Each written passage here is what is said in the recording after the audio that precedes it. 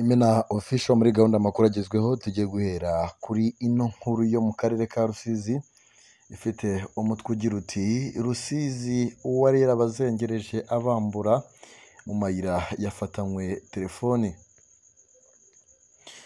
Abatuye n'abakorera mu mujyi wa Rusizi bavuga ko Manzi Derek w'imyaka 30 yari yarabazengereje we n'abandi basore bagenzi be bategera abantu mu mayira cyane cyane ahari ibipangu badacaniye muri uyu mujyi, bakabambura telefoni.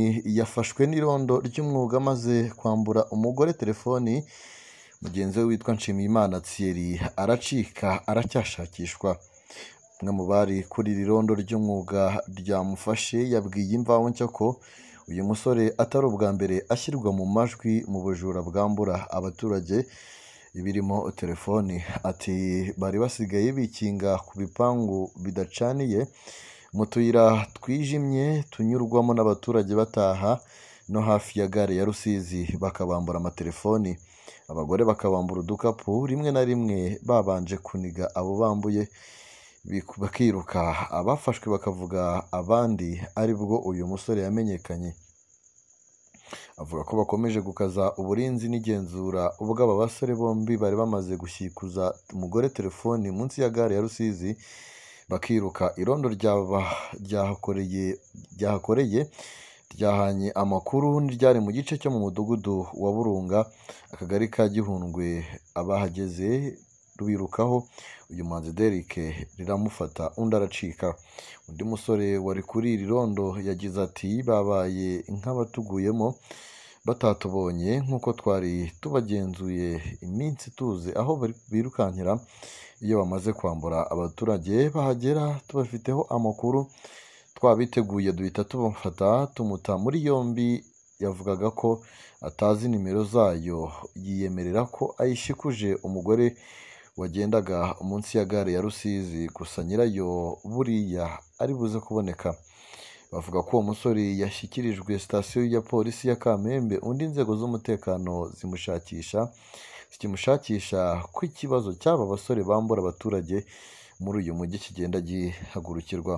Umunyamabanga Nshingwabikorwa w'umurenge wa Kamembe Ingabire Joyeuse avuga ko ku bufatanye n'abaturage, irondo ry'umwuga n'izindi nzego, ikibazo cy'insoresore zigira imburamukoro zikajya zitegereza kwiba ibyo abaturage baruhiye cyabahagurukiwe.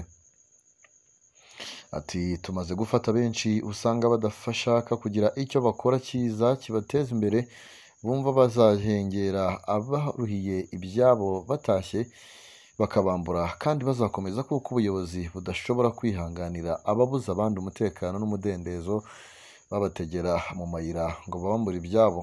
Yavuze ko nk'umujyi wunganira Kigali imirimo myinshi urubyiruko rwakora ihari rudakwiye kwishora mu ngeso mbi z'ubujura n'ubwambuzi ubwo ari bwo bwose, kuko uwafashwe bihanirwa bikamukeza mu iterambere yakagombye kuba ageraho umunsi ku wundi n'icyizere yakabaye afitiwe n'abandi, cyane cyane ab'urungano rwe.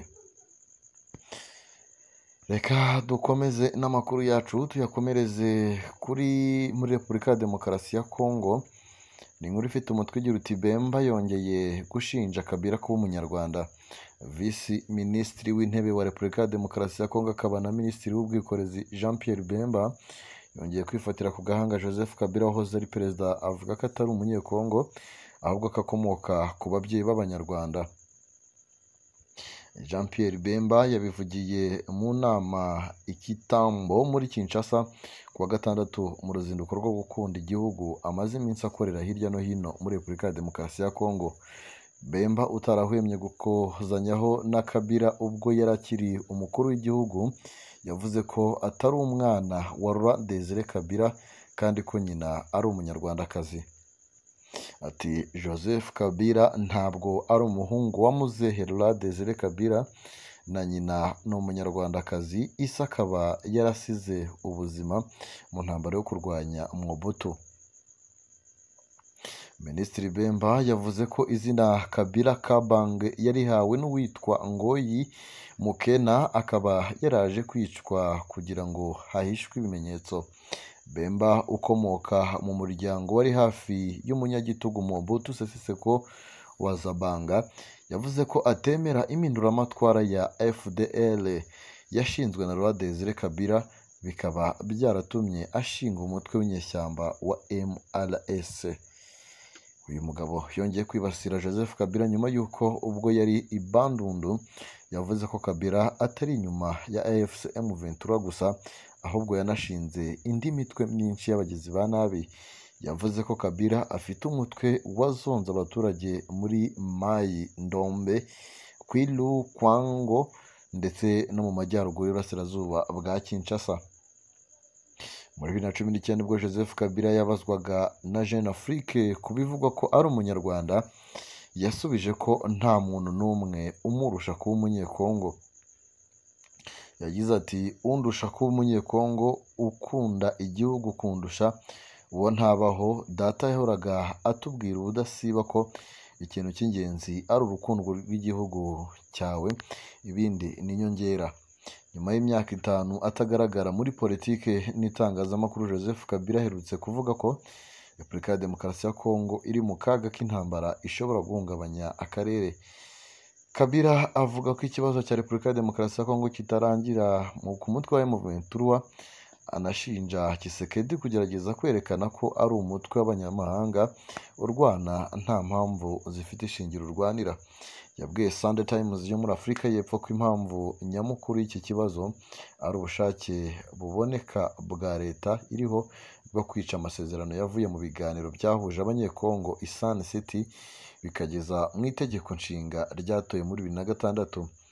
Kabila yavuze ko kugerageza kose kurangiza iki kibazo wirengagije imizi yacyo bitazageza ku mahoro arambye. Perezida Tshisekedi na guverinoma ye bakomeje gushinja Kabila kuba inyuma ya M23 no kugerageza kunaniza ubutegetsi bwe. Turacyari mu makuru agezweho muri aka kanya, munyemerere tuyasoreze kuri ino nkuru igira iti abakuru b'ibihugu bya EAC na SADC bagiye kongera kwicara ku bibazo bya Kongo.